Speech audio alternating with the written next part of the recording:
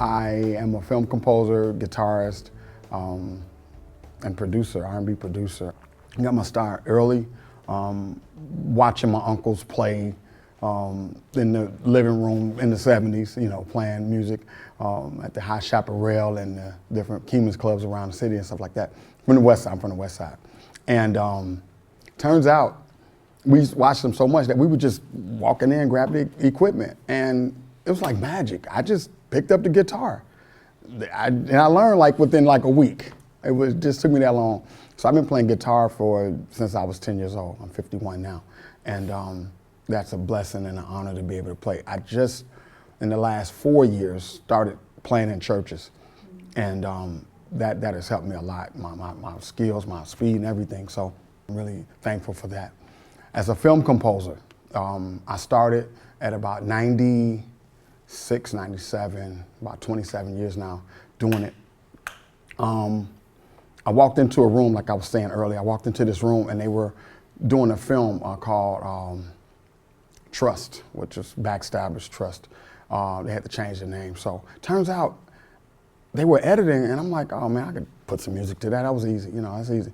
And Eric Lane, you've probably seen his face, or Eric Lane, yeah, Twine, that's a good friend of mine. It was his scene actually. It was just some sad piano. And I did it and they went to town with it. I'm like, well, I can do this, then I can do some other stuff. So the fight scenes were a little different because I had to kind of score them a little different, excuse me. Now, mind you, when I started, there wasn't any time code involved. I didn't know nothing about time code. I didn't know nothing about syncing, none of that. I did it the old-fashioned way with VCRs. VCRs, a television that had probably the VCR built in. And my setup wasn't like there wasn't computer setup. So what I was able to do was watch the movie, write notes and say, when he says, I love you, start the music. So I was able to, well, with the first movie, Ransum Games, I was able to write these notes accurately and get these notes written. And the producer, director, Bill Pierce, friend of mine, he got them just right. Every note that I wrote, he timed them just because when I delivered the music to him, was it on cassette at the time? Probably, yeah, caveman stuff, you know, so I was able to deliver, well, CD, we did it. It was probably CD, they were just going to CD at the time. So I was able to get him over my work, because I don't think I was emailing at the time either. So I didn't get started with computer to 204. I just got started with computer. So turns out that when I saw the film back, every cut was just like I was like, wow, this is hot. I like this. So the next couple of films, and I knew I wanted to, it was something special I wanted to grow. So the next couple of films, I was able to say, I wonder if I had this piece of equipment, I could do this, or this, I could do this. I was saying that to say, starting with the computer, able to understand and buy sounds. Now I'm into this whole sound thing, cinematic sounds. I don't want to just buy the hip hop stuff that the guys are using, because guess what, all my peers, they don't know cinematic. They don't want to buy that. So I was criticized, oh man, you got this piece, and well, that's just for film. Yeah, but you can use it for R&B too. You just have to know how to incorporate the sounds. Any sound that you hear R&B wise can be used in film. Just knowing how to use the sounds, that's all it is. I do have a Grammy with Beyoncé in '04 for Crazy in Love, the remix. The main guy got the trophy, of course, and as you can see here, this is just the gold record and the plaque that was shown earlier. And a host of other plaques at home, platinums and stuff, working with different remix production work. Michael Jackson, Janet, Beyonce, Shakira, Omarion, and mostly Beyonce. I got a lot of Beyonce on the wall, so those projects helped me out as a piano player. So I'm able to hear Beyonce's voice and arrange music around, new music around her voice, which works, totally works. Sometimes it's 2 or 3 chords, and you get all this money, and the Grammy comes with it. So I'm like, hey, I like this. This is cool, you know. So that's a blessing, and that has helped me as a composer because I can see past, you know, and beyond. The purpose of having a composer on a film musically is to enhance that whole film.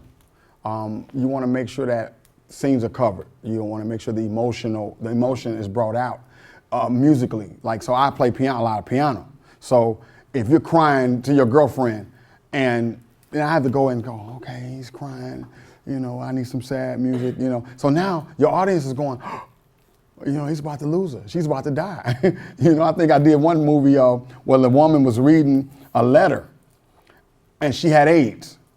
So her reading a letter didn't mean that I start it right when she read the letter.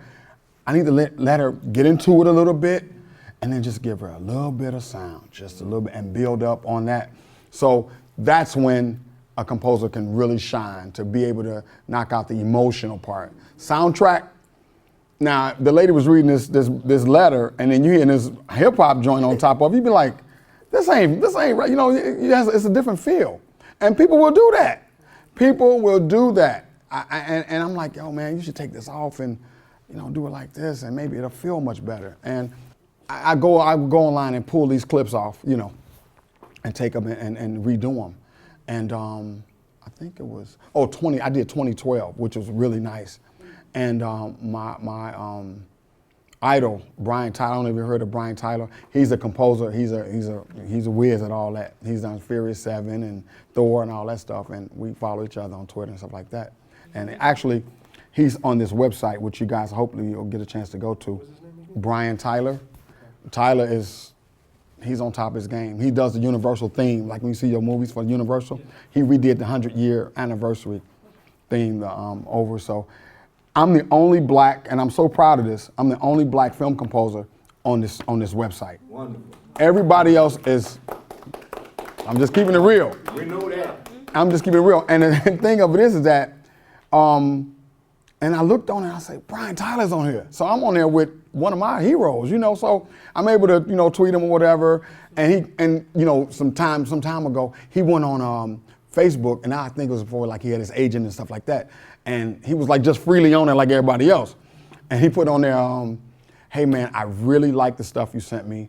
The 2012 trailer rocks. I'm like, wow. The relationship between a composer and a director.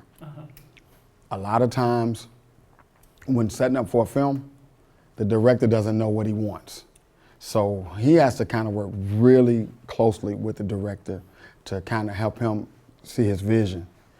And they become closer over time because they're steady going, okay, well this scene, and a lot of directors will do this. Well, that sound, that could be a flute, right? And they'll go, that sound, it goes boom, boom, boom, and you play it like this. I say, well, is that a flute or a timpani, you know? So a lot of times they don't know the difference in instrumentation. What I suggest is that directors go online and take a quick YouTube crash course on the relationship of instrumentation. You know, what's a violin? What's a oboe? What's a bassoon? You know, these things are important because now you can relate to the composer. It's a better relationship. And a lot of times they don't know. Even Hollywood, well, they don't know. They just throw temp music in there just to throw them off, you know. But the relationship becomes a little bit better once they know, what the filmmaker knows what he's looking for and how he wants to approach it. Sometimes it's kind of hard too. You know, I've dealt with a lot of that, and I have to really sit down with people and say, well, this is what you want to do. And then their whole idea is, well, you know, I had it like this, but I'm telling you, this is the right route to go. I've had directors, and this is no joke. Man, they give you so much freedom that sometimes it's scary.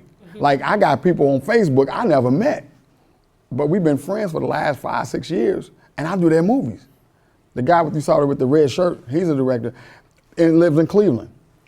Now he's hey, well, how's it coming? And you know, can you add a little of this or a little of that?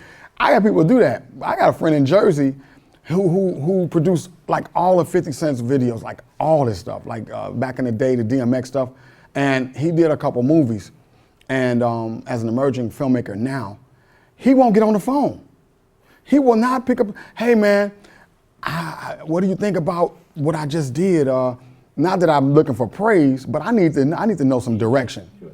And at the end of the day, I'm like, well, what do? You know, you're not gonna open your mouth, then I gotta do what I gotta do. So that last clip you saw with Clifton Powell, that score wasn't in the movie. I kind of threw that in there because it was blank. I did the whole film, and he didn't say anything. It was like a Jamaican style movie, you know. And the guy never opened his mouth.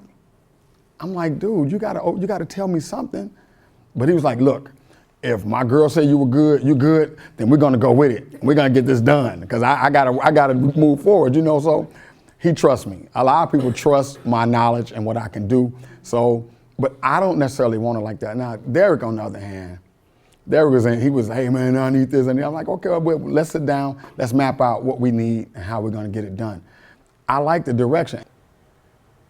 Being involved with the film, you can start at the very beginning, you know, from writing, because a lot of times they want your input. Well, you know, I was thinking about, you know, having cars drive down 63rd, and I want this really like Superfly type song, you know, and that's the beginning of it. Now, there's nothing filmed. It's just that they have to write this stuff down, and then that's when the director can go in and find temp music. But once again, don't lay it on the film, because I'm telling you, don't send it to me like that. I'm turning it away. But from the very beginning, right now I'm involved with a guy in Dubai. This will be my first international project, and he's already started. Like, he started the writing. He has a composer, but when he heard my stuff, he was like, you know what? I like my guy, and his guy is like awarded up and all kind of stuff. He's super good, you know, but he wants East meets West. He wants that. So I'm gonna be able to come in as an assistant. I'm not trying to take nobody's job, but to be able to bring what my what is it called, Hindi style to it. I mean, so each film, I mean, because if I'm doing Hindi, I've done a Jewish film where Clifton Davis sat down with me and says, well, you make sure the music is a klezmer. I had to look up the word klezmer and find out what it was. So I'm in the library, and then I rented Fiddler on the Roof. Mm-hmm. Oh God, Jesus, it was good though. After I watched it, to be able to go, you know, okay, they doing this. Let me see if I can flip that and make it hip hop. So we did like this Jewish hip hop style film, and all the music was like the klezmer stuff, but it had drums on top of it. Jewish, it's Jewish style. I'll give you a great example of spotting. I did a film for Sony 2012 called The Swan Princess Christmas. Now, I wasn't in LA. I met the guy on Facebook. He's a super composer, super great. So I get these notes for this animation. I'd never done animation before. Now that's a whole nother ball game. Animation is, oh God. And once you can, if you can get that down, everything else is a piece of cake. So what they did was they sent me these notes, and the note might have said sort of what I was saying earlier. When the cat hits the chest, I need a bong. I need some kind of quirky, whimsical sound. The whole movie was like that, whimsical and stuff like that. So they would write the notes. So spotting is a situation where they are written the notes for you, and they'll tell you, this is where we want this kind of music, that kind of music, that kind of music. The film is online. It's not a really good copy. My name is listed in the credits as an assistant, because the guy that did it was the main guy. But that was the first film that Sony put out that were two African-American filmmakers for that animation, that particular project. They had never done that before. So that was my first really super big project with Sony, Stage 6. So I was very happy about that. Temp music. First off, let me reference the Swan again, Swan Princess Christmas. There was a lot of music in there that they didn't use, but they got the music, say, offline. or they found a track that was similar to what they wanted. Excuse me. That's called temp. They put it in there just as a placeholder for the composer. Now, me personally, I don't like it. I can't deal with it because they'll send you the film with the temp on it. I'm like, why am I supposed to score this? Well, just take a listen. No, I don't. I heard it. I know what to do. So, versus the real stuff, I'd rather go with the real stuff versus the temp. Directors in Hollywood, all over the country, they'll use temp to paint a picture for the composer, and along with the script. A lot of filmmakers will choose to use temp and sometimes keep it in their film. I say to filmmakers, if you're gonna use temp, use it. If you're not, then hire somebody that can actually play your stuff for you. You say you had a film and that you were gonna put some like soul, 70s, 80s music, whatever in there. And I said, well, it could be a good idea or it can hinder you, because now you gotta contact publishers. Right. Publishers have to be involved. You're gonna pay. You know, I did a film with this guy, Ray Baker. We did the Black Panther thing, Fred Hampton's story. Yeah. And he wanted something in there that sounded similar to whatever it was, but he wanted it done over. Yeah. So it was another movie he did too, a Vietnam thing, and I explained to you about the James Brown. Yeah. We did it over. It works better that way sometimes. Well, cinematic music is just what it is. It's orchestral sounding music, orchestral style. There's a thing called electronic scoring, and there's a thing called live orchestra. Okay, so you're gonna go and take the electronic, and you can score it as beautifully as you want to. Then you can take it and have the orchestra play under that. R&B is just, you know, what it is tracks. So that's like soundtrack versus cinematic. You know, if you're gonna use an R&B song in a film, then, you know, if it's 3 minutes, 2 minutes, a second or whatever, then that's okay. If it complements the film, great. You know, every film I've done, I have so many tracks at home, older tracks. People come over and record, I'll locate them and say, hey, look, I'm doing this movie, do you mind if I use the song? I'll give you credit, IMDb credit, whatever it is, in the film. No worries, it's okay. Some people be like, well, you're getting paid, well, I'm not getting paid. I'm only using 3 seconds of the film, the music, 3 minutes, 4 seconds of it. And sometimes it becomes a problem, but a lot of times they're just like, oh, go ahead, you know, and I'll definitely give them credit. I'm good for that, you know, because you have to build somewhere. You know, you have to start somewhere. I'm doing the bulk of the work. I'm scoring it, you know, selecting the songs, and then, you know, I'm just definitely gonna give you credit, you know. I just wanna make sure that if I'm working with you as a filmmaker, that my people get their name out there as well. Let's take the song they did, I'm Not Gonna Cry. Yeah. I'm not gonna cry. That was a track, that was a soundtrack. Mm-hmm. But somewhere in that movie, the composer went back and did da da da da da da da da da da da da da. They kind of do it like it's called a motif of it, you know, and that makes the film, the arrangement, it makes it feel really good. And a lot of movies do that. So of course, I'm confronted with the same thing now. Hey man, well, that track is hot, but can you do a scored version of that? True, yeah, let's do it. Comes out great. So soundtrack is like music. Just regular package, yeah. Mm-hmm. MP3s. Really arrange it for the scene, yep. The way I work with composers filmmakers across the country, simple. I'll ask them to send me. They'll say, I'm gonna send you a script. I'm like, oh God, I gotta read. That's the first thing. So we'll get that out the way, and then they'll check back with me. Hey, have you started reading? Yeah, started reading. The short scripts are better. The short films are better because they're not that long. But after that, after the movie is pretty much made and edited, what I like, if they're going to use sound effects, then put them all in. I like normally completed projects before I want to be the last person to get it. I am the last person to get it. The other thing is that making sure that the cuts are okay. So and then scenes are left out. A lot of times scenes left out. He's like, oh, well, we forgot to put, well, I'm scoring and I need to have the scene because I have other things to do.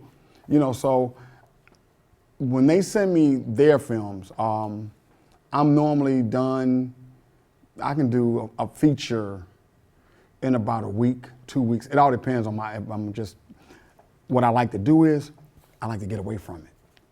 I'll score for 3 days straight, you know, from 7 to 7 to 7 to 7, you know.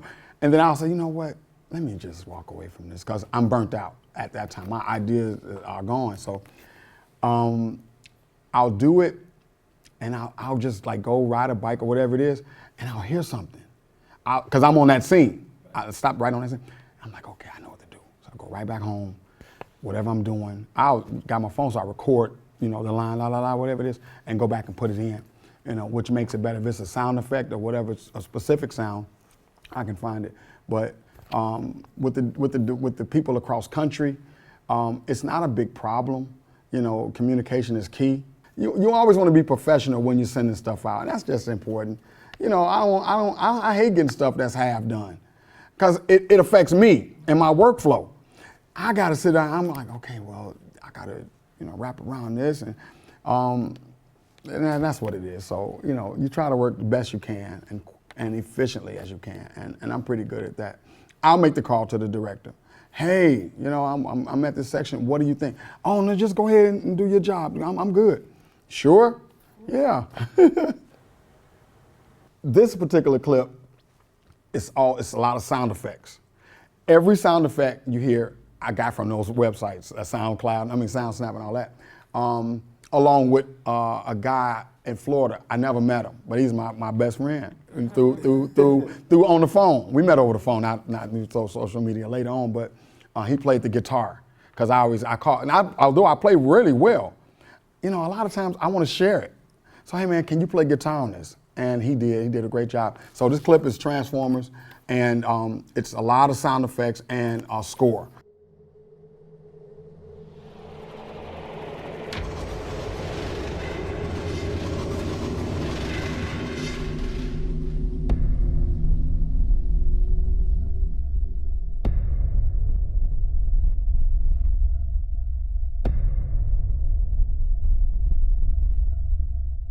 Yeah, I can hear you now.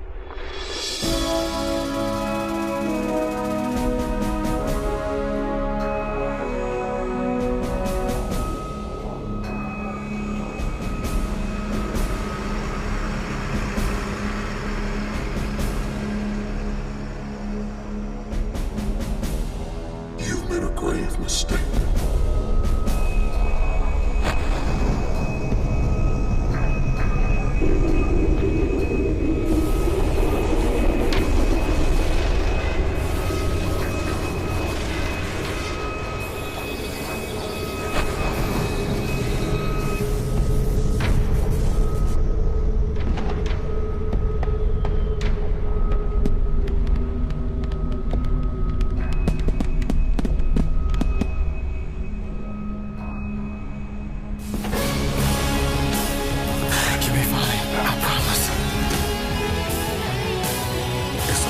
I'm sorry, but it's over.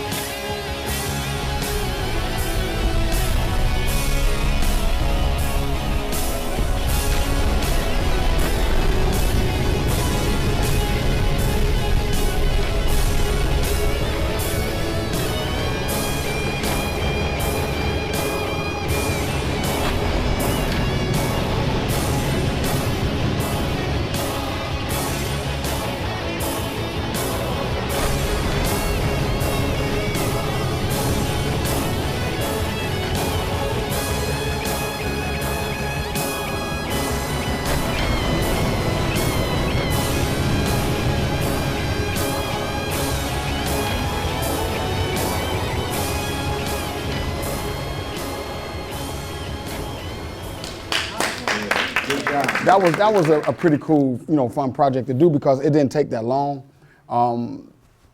Maybe 3 days, you know, because I was working. So that's what I do.